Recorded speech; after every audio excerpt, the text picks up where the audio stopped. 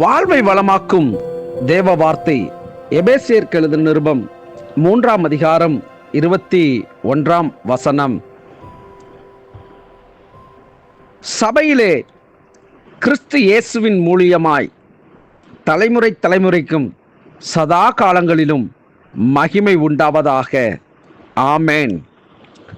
மகிமை விசுவாசிகளிலும் விசுவாசிகளுக்காகவும் தேவனே எல்லாவற்றையும் செய்கிறபடியால் அதை செய்த மகிமை அவருக்கே உரியதாகும்.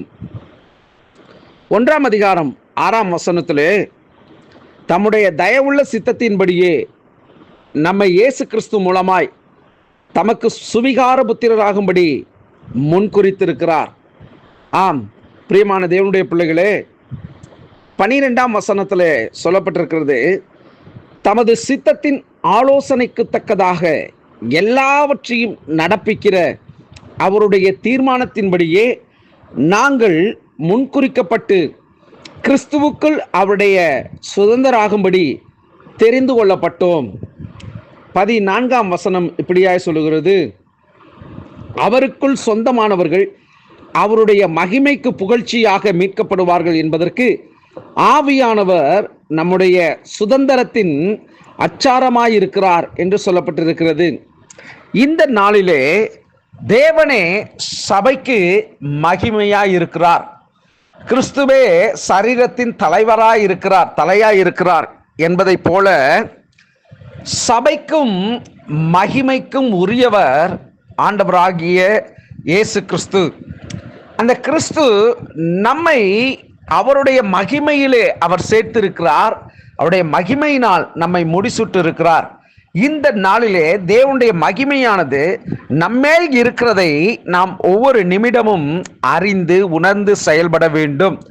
அந்த மகிமை நம்மிடத்திலே இருக்கிற பொழுது, நம்மிடத்திலிருந்து வெளிப்படுகிற பொழுது அதை பார்க்கிறவர்களும் தேவ பிள்ளைகள் இவர்கள் என்பதை அறிந்து கொள்வார்கள், புரிந்து கொள்வார்கள்.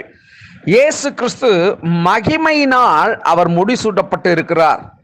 அந்த கிறிஸ்து கடந்து போகிற இடங்களிலே சிலர் அவரை பார்க்கிற பொழுது இவன் எலியா என்றெல்லாம் சொல்லுகிறதை நாம் வேதாகமத்திலே பார்க்கிறோம். அப்படிப்பட்டதான அவருடைய பிள்ளைகளாக இருக்கிற நம்மை காண்கிறவர்கள் தேவ மகிமையினால் நாம் மூடினவர்களாக காணப்படும்படிக்கு நம்முடைய வாழ்வும் நம்முடைய நடக்கையும் நம்முடைய கிரியைகளும் காணப்பட வேண்டும். இந்த நாளிலே கிறிஸ்து அவருடைய மகிமை சபையிலே வெளியரங்கமாக, அதாவது இந்த நாட்களிலே அது பகிரங்கமாக அவருடைய மகிமையை உணரக்கூடிய காலமாயிருக்கிறது. சபையிலே ஜனங்களால் கண்களால் காண முடியும்.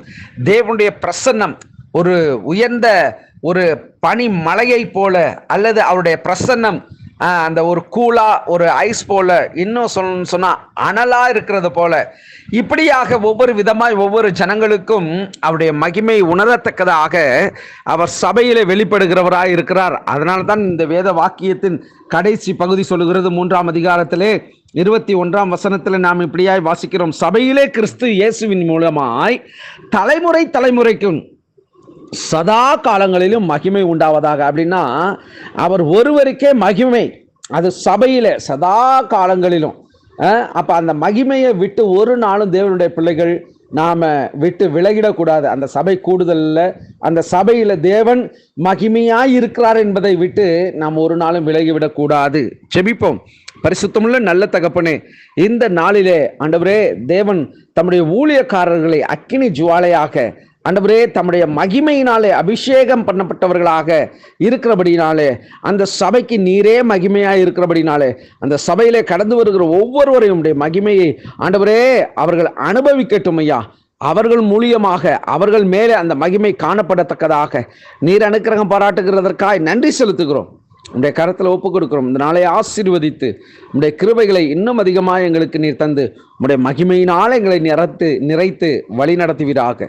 கிறிஸ்து இயேசுவின் நாமத்தில் ஜெபிக்கிறேன் பிதாவே. ஆமேன், ஆமேன். God bless you.